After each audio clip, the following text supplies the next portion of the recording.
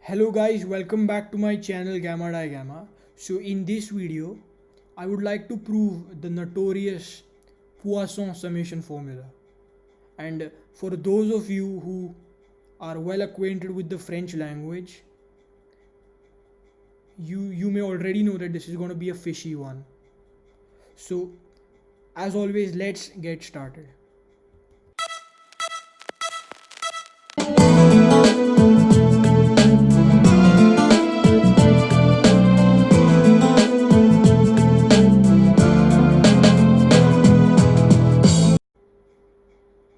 Now, before moving on to any mathematical adventures, I would like to actually discuss what Schwartz functions are. So, a Schwartz function basically is not as hard as it sounds. Well, f is a Schwartz function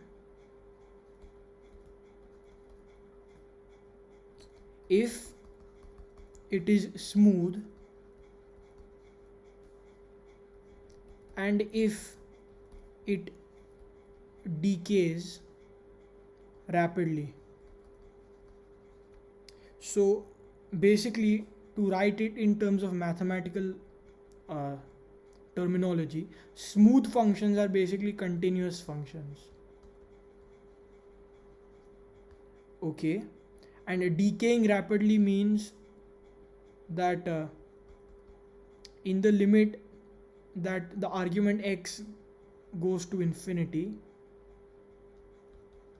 they'll just become zero. So they have this horizontal asymptote that will make it decay to zero, something like e to the negative x and or e to the negative x squared.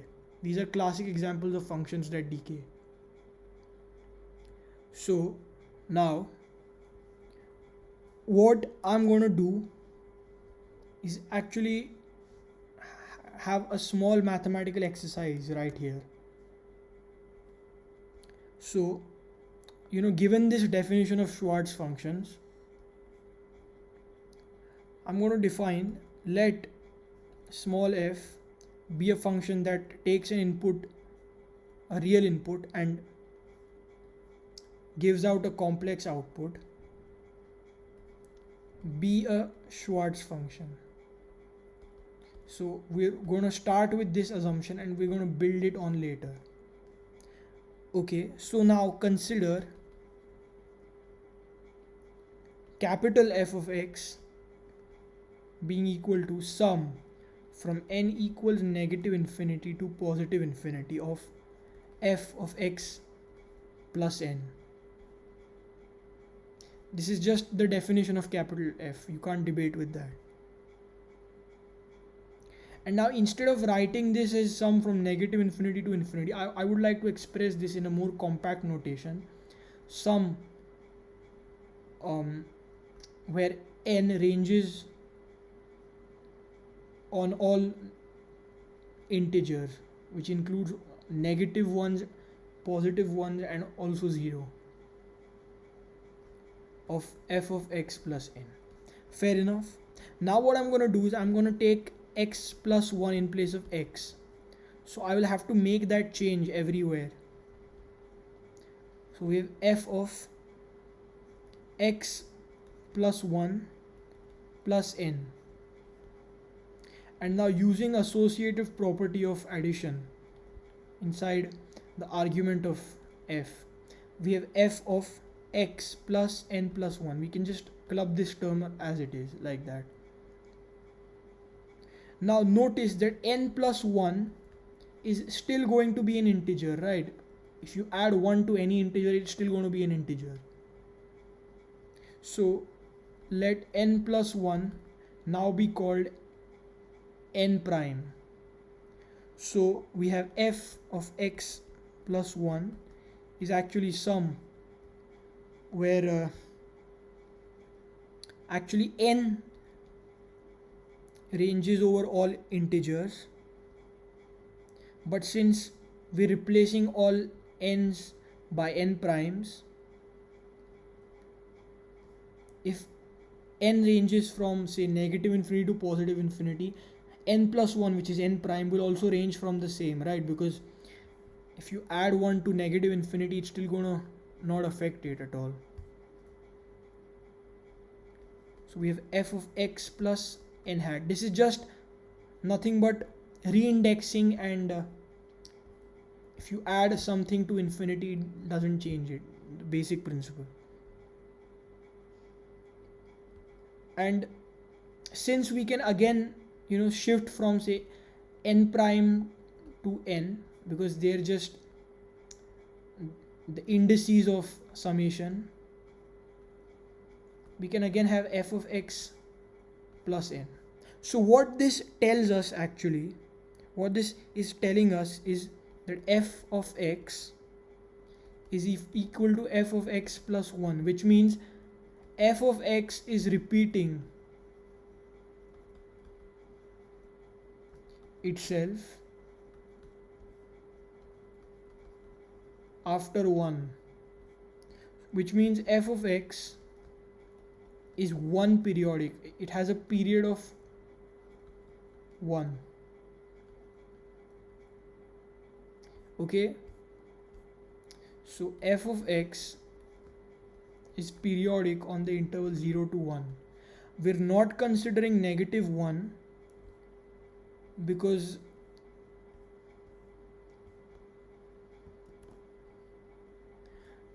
the only reason we didn't choose negative 1 for describing this period is because it's just better to stick with the positive region for now, and then expand out further.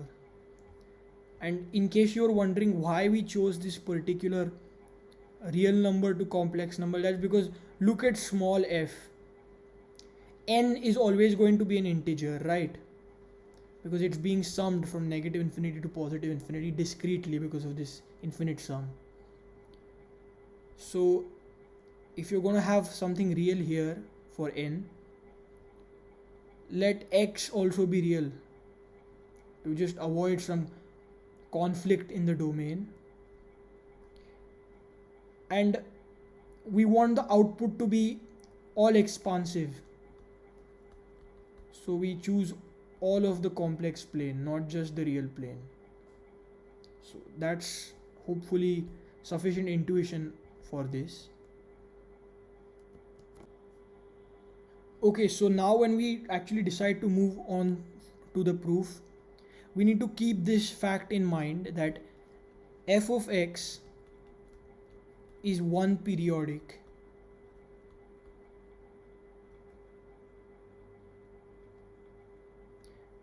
Okay, fair enough. So, and what is a special characteristic of periodic functions?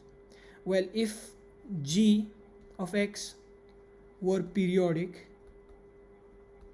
on some interval 0 to L, then g of x could be represented as the sum from n equals negative infinity to infinity of c sub n times e to the 2 pi over L I n x over the same interval from 0 to L.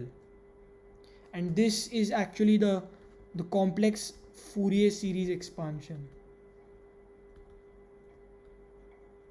So any function which is periodic on an interval can be represented in this form in terms of these complex exponentials. And the formula for c sub n by orthogonality is 1 over L. 1 over L is especially for 0 to L or L periodics. G of x times e to the negative 2 pi over L I n x dx. Okay, so with that in mind, remember we have to work with a one periodic function.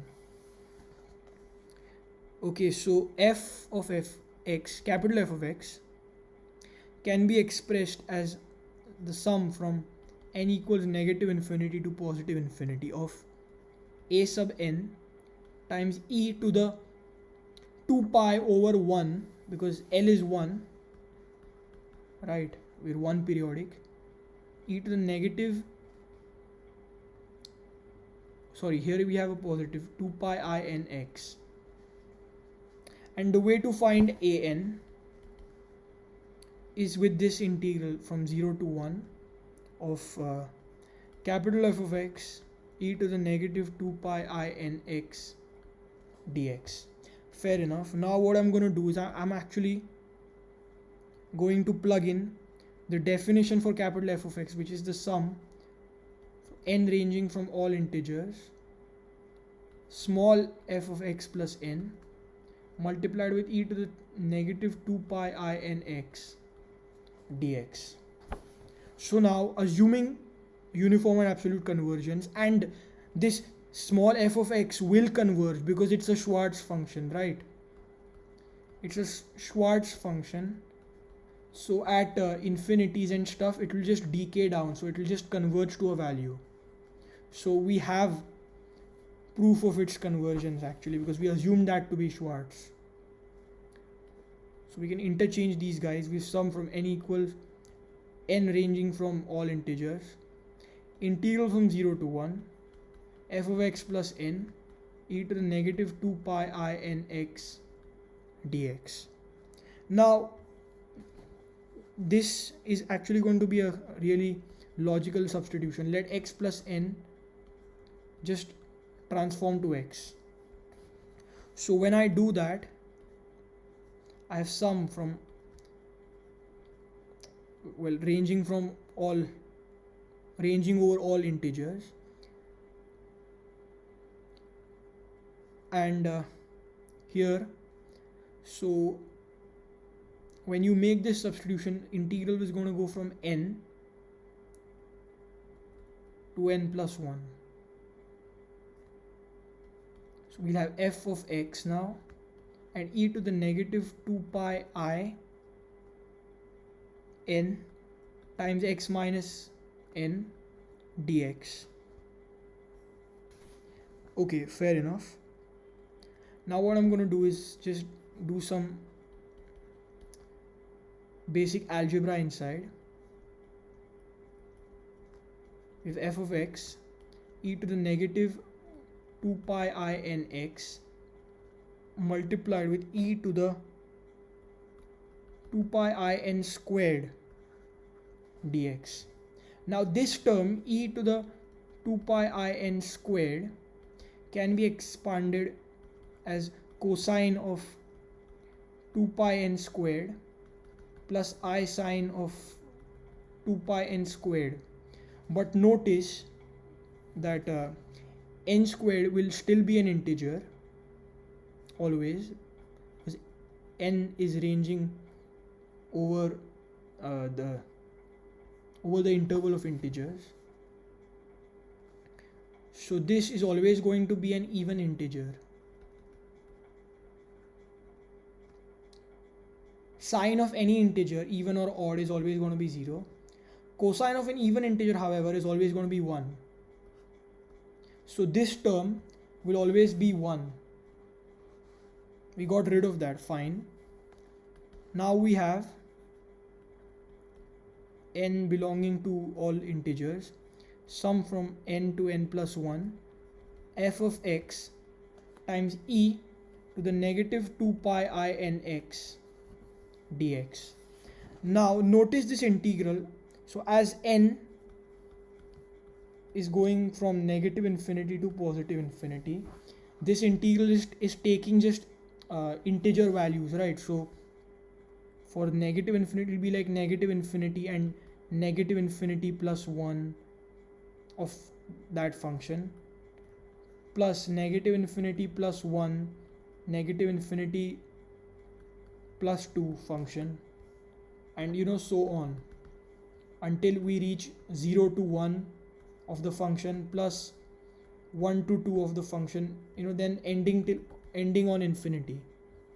So we can combine all of these things using linearity to get integral from negative infinity to infinity of f of x times e to the negative 2 pi I n x dx. And notice what this is. This is actually the Fourier transform, not the Fourier series but the Fourier transform. I encountered this quite often in a quantum mechanics course, except there was always a constant of normalization there. Here it's not quantum mechanics, so we can directly express this as f cap of n. And why is it n? Because the complex exponential always has the input variable and the output variable. So the input variable, judging the f of x, is x, and the output variable then logically should be n, right? So that's the Fourier transform of n. And what was all this equal to when we started off? A sub n, right? Yeah, so A sub n is the Fourier transform of f. So now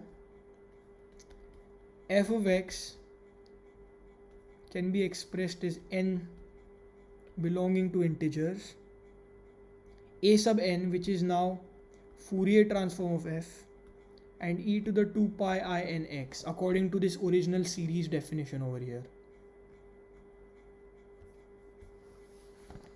Okay, so now plugging in the definition of capital F, we have small f of x plus n being equal to sum Fourier transform of n e to the 2 pi I n x. Now I would like to let x equal to 0. So doing so, I have sum from where n belongs to integers, f of n being equal to sum where n again belongs to integers, Fourier transform of f. So this actually is the notorious Poisson summation formula.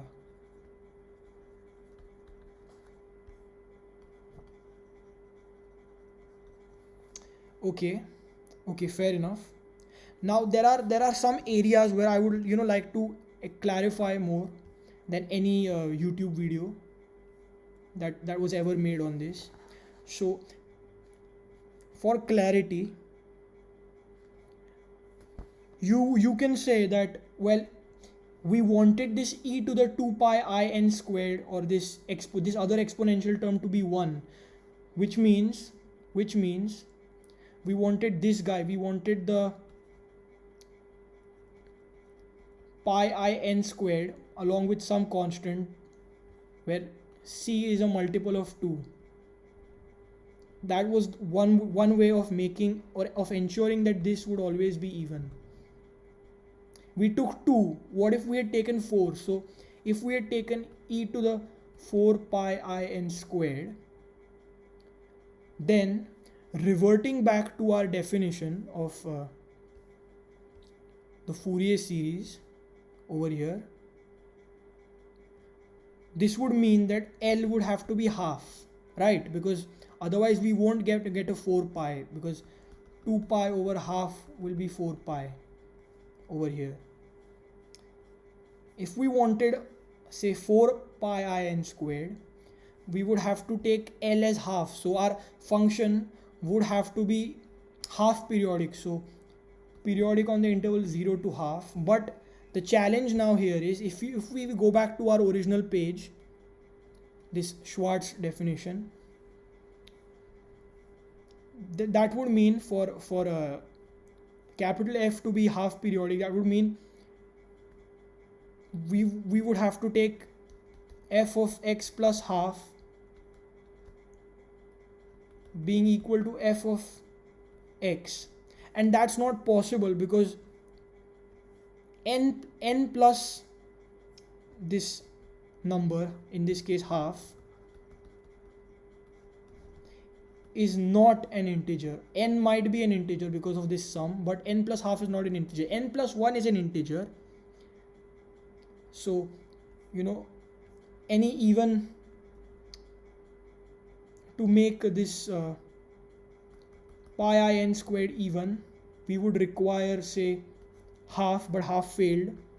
1/4 for the next multiple, but even that would fail because n plus 1/4 is again not an integer. So if you're saying why only one periodic, if I had taken x plus 2 in case of x, I would have had x plus n plus 2, and n plus 2 is certainly an integer. Okay, so there would be no problem on this page, but if we were to continue naturally, expand out over here, we would have had L as 2, right? Because we took n plus 2, so our periodicity would be 2. So if you plug that back in, say for 2 pi I n x over L in this case is 2, so pi I n x e to the pi I n squared is minus 1 to the n, so it's an oscillating 1 negative 1 1 negative 1, it's not 1. So there is, if we try to satisfy the evenness of e to the I pi n squared, then we fall into troubles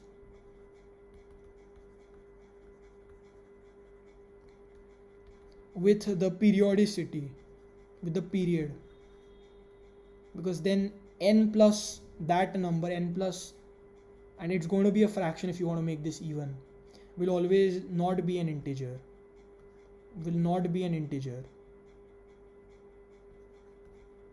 and vice versa. If we try to take integers,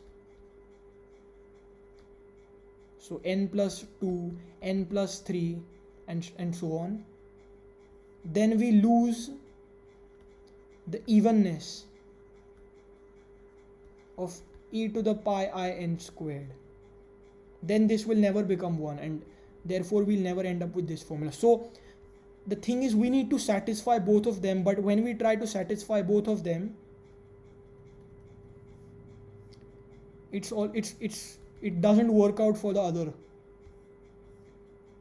That's why 1 is such a unique number that satisfies both of these things, because if you take 1 over here, it will satisfy the evenness and also satisfy the periodicity problem that we had. That's why taking one periodic instead of any integer periodic on the first page actually is beneficial. That's why it's always good to know why we're doing this stuff, because this question actually occurred to me first when I was trying to prove this. Why not any other integer? Well, the thing is, the evenness and integer condition for periodicity are sort of like the uncertainty principle in quantum mechanics. It's like, if you know one thing, if you satisfy one thing, you can't satisfy the other, and vice versa. But 1 is such a unique number that it does both. That's why we choose one periodic, and everything just works out nicely. So for the conclusion, if we have sum from n equals negative infinity to infinity of f of n, that's just the sum from n equals negative infinity to infinity of Fourier transform of f. Given that f is Schwartz,